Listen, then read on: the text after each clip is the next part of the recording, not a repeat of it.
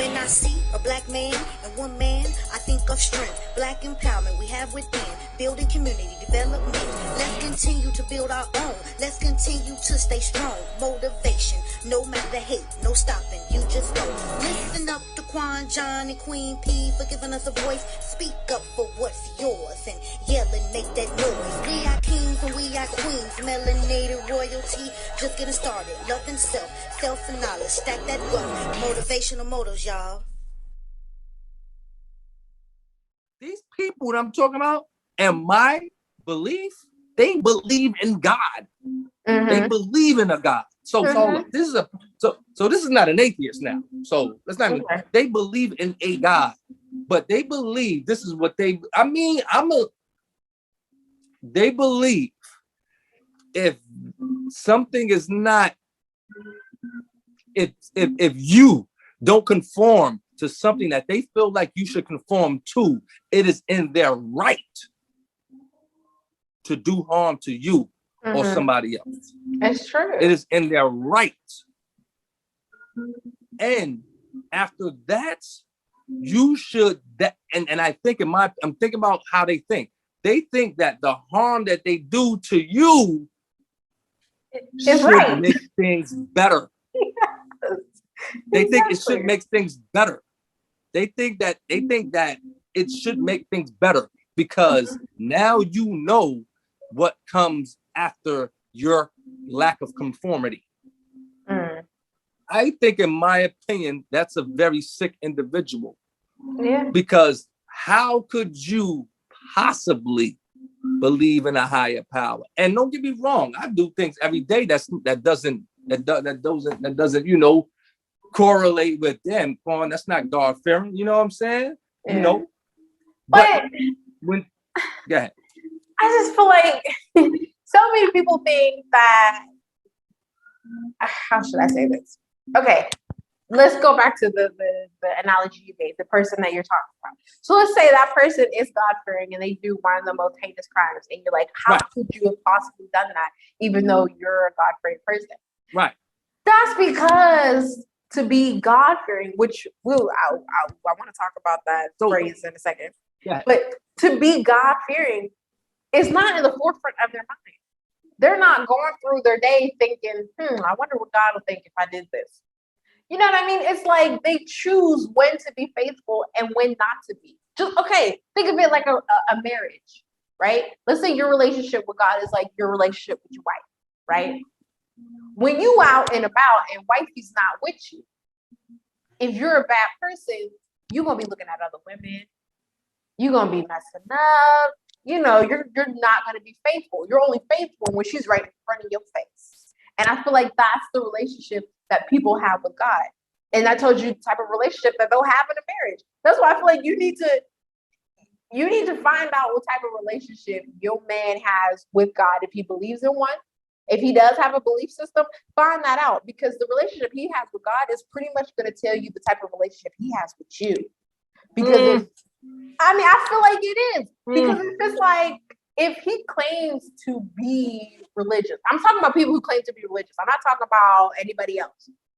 If you got a man who claims to be religious, you need to take a look at the relationship that he has with his creator. What has he done to cultivate that relationship?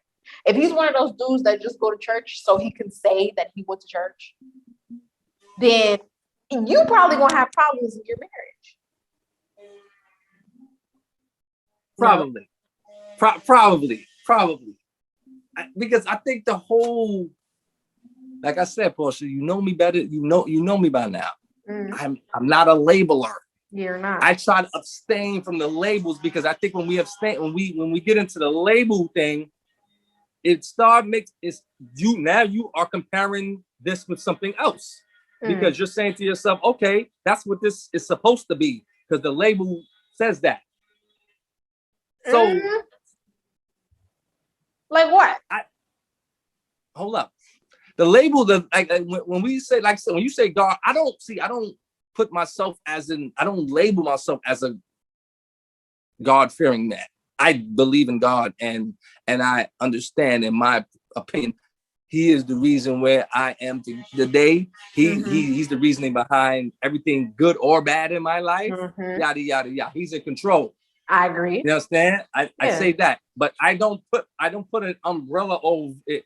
I don't say, okay, I don't know. You don't label it. I don't. Yeah, I feel you. Huh? You don't label it. You don't give it a name. Because if I label it, there's some rules you have to abide by when you label. Yes, that's true. What, you know what I mean, there's some rules. So with your example, when you said we need to, a person should really ask themselves to ask the person, how's your relationship with God, and that tells you how the relationship with you gonna be, right? If only, if I'm talking about if you claim to be a religious person and your guy or female hold up. to be a religious person, then why doesn't that apply to a person that doesn't that doesn't claim to be religious? Why that only apply to them? Because then you can't question it. If you're then the analogy doesn't work. I'm talking specific. Then the analogy doesn't work. If your guy is not a religious guy, then you can't say, okay, the relationship he has with God explains how it's going to be with you. It only works with people who claim to be religious. I don't see my problem with that is because, in my opinion, why don't I expect that non-religious dude to be just as great as the religious guy? Oh, he does, but you're just going to have to find another way to find out. You can't use. I mean, you can't hold on. use his relationship. No. See, I can't agree with that because we're basing it on the fact that they are saying that they're a religious person. See, that don't mean nothing to me when people say that. That don't mean nothing to me. Because, and it comes back to your point that you made. You're right. This person is human. So the fact that they're human, your label doesn't mean nothing to me. Right. I'm going back to your point. In my opinion, so I can't say like if I meet I met my wife and let's say she was in the church and all that. And don't get me wrong, I found out that she was sleeping with mad men. It would be funny that day, Mom. It would be funny. Yeah, it's funny because that's not me. That's her. That's her actions. Very funny. Okay. No, not my wife. She's not my wife. I'm saying I meet her. She's my friend. No, not my wife. No, of course it won't be funny with my wife. No. No, listen, because I'm in the beginning of the relationship, because this is the beginning now. I meet her, she's into the church, I like her, but I found out she's sleeping with a lot of guys. That's funny to me. I'm like, oh, word? Oh, cool. I'm probably gonna go back and tell my man, yo, that chick in the church, she's wild, man, yada, yada, yada. But I'm not gonna make it worse. It's like that ain't no worse than if I meet another chick that's not in the church and she's sleeping with mad dudes. It's gonna be the same thing. Yeah, in my opinion, like it's not going. It don't make a difference that you was in the church. Yo, don't matter. Yo, and you're right. It doesn't matter. Like we said, because you're human. But you just get caught up in the fact that people tend to try or pretend to try to hold themselves to a higher standard because of the label they put on themselves. That's what I'm saying. And what we, in my opinion, especially Black people. Now, I mean, because we got more to lose. We tend to look at these people that make these labels. I'm a pastor. I'm a deacon. I go to church 5 days a week. We tend to look at them. It's instinct. It's instinct that we look at them differently when we should not. You know why? Because when they do some human stuff, you're going to be angry. If you don't look at that man differently, you ain't going to be as mad at him. Right. If you look at him, oh, you're supposed to be this guy that's on the top of the mountain with Jesus himself. If you look at him like that, if you see him smoking a cigarette, you're gonna be like, oh, what are you doing? Yeah. Right? Yeah, true. What are you doing? I was in the church for a little while, and the pastor, come to find out, he was backsliding. He was messing with mad chicks in the church. You want to know why? One, he's a man. Sorry, they kind of forget that he's a man. Two, he has access. Sorry. 3, these women are probably throwing themselves at him. And I'm not saying he's supposed to accept it. I'm not saying no man is supposed to accept a woman's advance if he's married. No man. Okay, he was married. Don't matter if he's a pastor or not. But think about the situation he in. He a pimp. Yeah. Be real. He's the dude up there that everybody listening to. He got access to all the women, and all the women want to sit with him because they really, really think that he knows what he's talking about. And all that church money going to him, ain't it? I don't think most men are strong enough to be in that position and not mess around. I'm going to say it again. What? I'm going to say it again. I don't think most men are that strong enough to, like, for real. Yeah. But that's how you know you got a good man who's willing to recognize temptation and stay away from it. Like, no, I'm probably gonna get caught up if I go that way. I ain't gonna go. Yo, homeboy got kicked out the church. Cool. They found out. They set him up on camera. You know what I mean? They set him up on camera, right? Now, the dude that was the associate pastor of the church, I ain't gonna say his name because he probably got his legal team up. He became pastor, right? Yeah. He got caught on camera messing around. That's why it's better because of that. Because people use those labels, those titles to get away with stuff. I feel like, ain't nothing wrong with believing in a religion. It's when you're trying to learn it from somebody who can't teach it to you.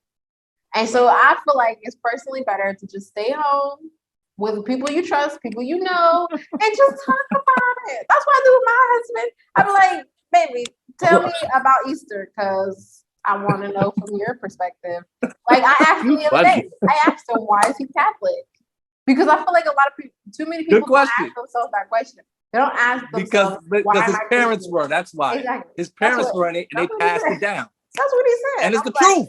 I appreciate you for realizing that. And I respect a dude like James because he telling you the truth. Yeah, he ain't gonna make up this stupid story about, I'm Catholic because No. My mommy and daddy was.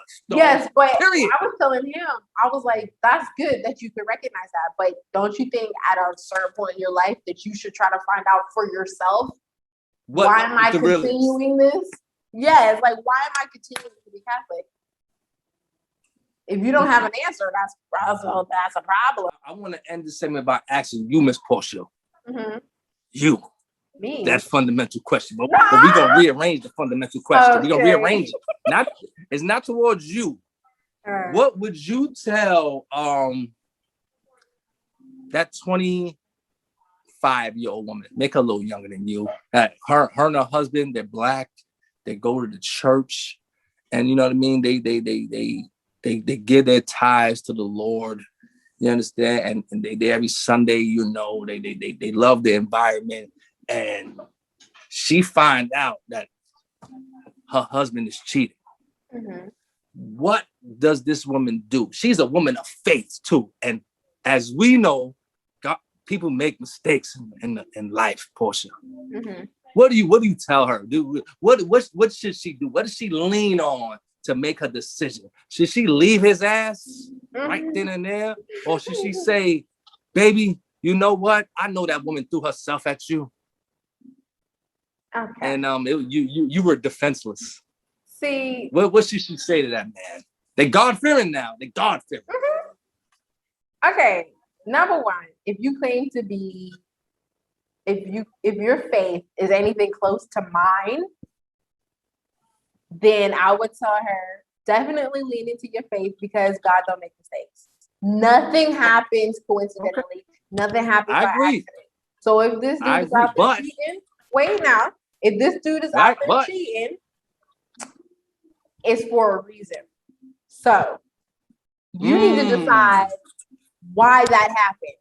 Whether you need to look into yourself or look into your relationship or look into his life, it happened for a reason. And something's being told to you, whether or not you listen, it's up to you. So if she's like, well, what do I do? He cheated. Girl, get yourself together. Number one, I like I said, I'm the type of person that has a conversation with God, and I usually get a response, not like in my head and nothing, but like in my heart. Like if I don't know what to do after I pray, I will know what to do. If she's like that, if she has that ability, then she should do that. Like, okay, sit down, pray about it, meditate on it, think about it. What should you do? Should you leave him? Figure out what that means. However, if she does not have the relationship with her creator that I have with mine, then she in a world of trouble. And I personally would not tell her to do anything. Like I would be like, you need to figure it out. I don't think I could give her advice because what I would do might not be what she does and it might not work for her. Me personally, like God forbid, let's say that was my relationship. Given my husband is a God-fearing man and me, I have the relationship that I have with God and I found out that James cheated on me, it's a wrap.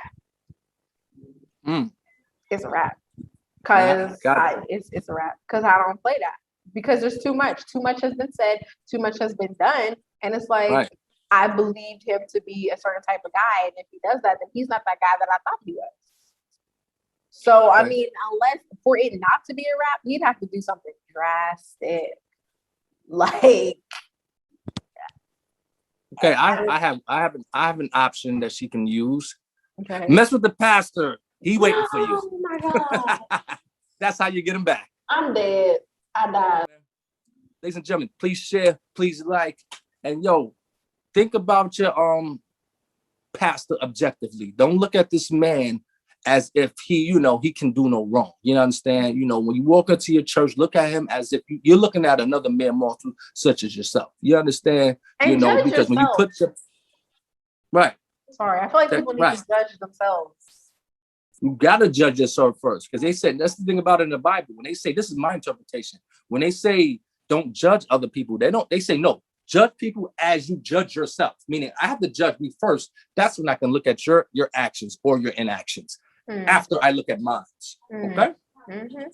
For real. So yo, from Portia Mystique, you got your boy Quan John, Reverend Quan Jizzy. You know what I'm saying? 100, y'all. Nah, yo.